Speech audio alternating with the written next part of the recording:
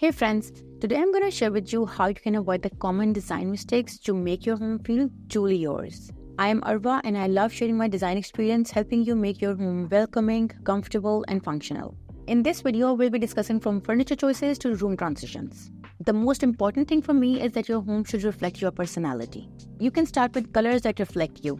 Select the pieces of art and decorations that tells your story. Things like family photos, travel souvenirs, and handmade crafts to add a personal touch. Furniture should match your lifestyle. A large sofa is great for gatherings, while a cozy reading corner is perfect for a book lover. Mixed textures like a leather chair and knitted throw to add interest. And patterned rugs can bring a room together.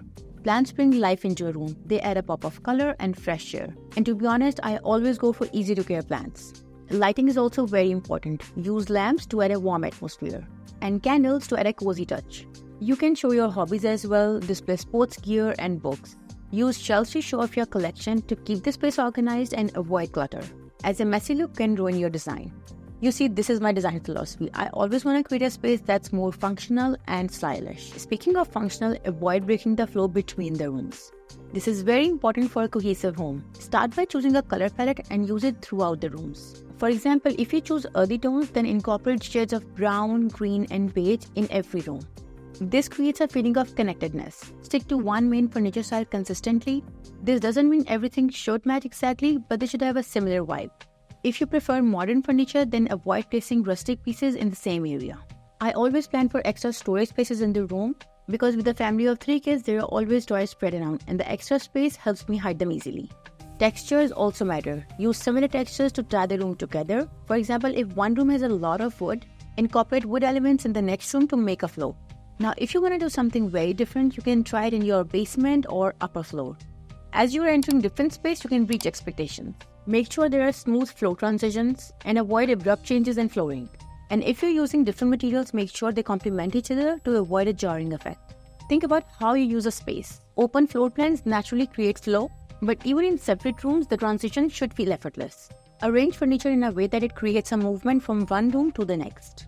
Role of natural light is equally important. It makes a room cozier and brighter. Keep windows clean and clear and use sheer curtains or blinds to let the light in while maintaining the privacy.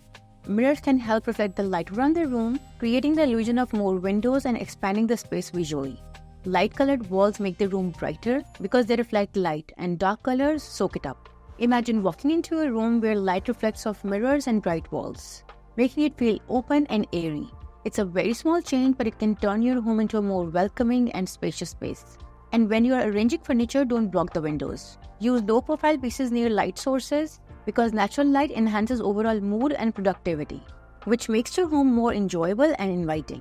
You can add lights to fill in shadows and highlight features, and aim for a soft even glow to make your space feel cozy and bright. Also, don't forget rugs. Rugs should fit under all major furniture pieces to create a cohesive space. Choose a rug that covers the area under sofas, chairs, and tables by anchoring the room. Think about rugs' pattern, design, and color that matches the room's decor. The right rug can literally tie everything together. Wool rugs are durable, cotton rugs are easy to clean, and synthetic rugs are budget-friendly. So before buying a rug, measure the area to make sure it extends a few inches beyond the furniture edges for a balanced look. Center the rug with a main seating area to create a focal point and improve the flow of the room. Similarly, hang art at eye level for nice and easy viewing. Eye level placements create harmony and naturally draws the eye. Before hanging, always measure your walls and find the center point of each piece to make sure everything is well positioned. Think about the size of your art. Large pieces need space, while smaller ones can be grouped together. Keep the spacing between frames consistent so that you can avoid clutter and maintain a clean look. Apply the same rule to your TV placement. Hanging them too high can cause neck pain, while too low can make them feel disconnected from the room. Sometimes I see people hanging their TVs over their fireplaces. I don't think it's the best idea for a living room, but I'll keep this for another video. In US, most windows have standard heights, which makes buying curtains way easier. In Dubai, measuring was always necessary, and there was still a risk of mistakes. Always choose the curtains that match the style of your room. If you have a casual space, go for more relaxed curtains. For a formal room, pick structured ones. Curtains must be hanged higher than the window frame to make the room feel taller.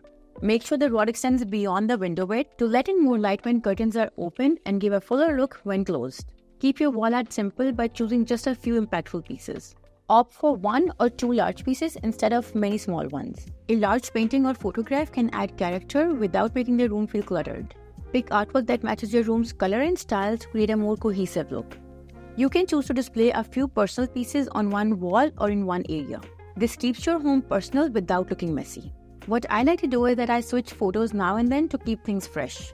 Use decorative lights to make your space look better. Pick a statement fixture or a pair of sconces. But don't use too many lights so that the room doesn't feel so busy. Pick lights that look good and are useful too. If it feels so much, just step back and look at your wall. Remove any pieces that feel unnecessary and keep only that really enhances the space. Our goal is a balanced and thoughtful display. I love helping my friends make the most of their spaces, and even for my own home, I love to bring that designer touch. If you have other tricks to make any living space look professionally designed, share them in the comments and subscribe for more everyday interior design.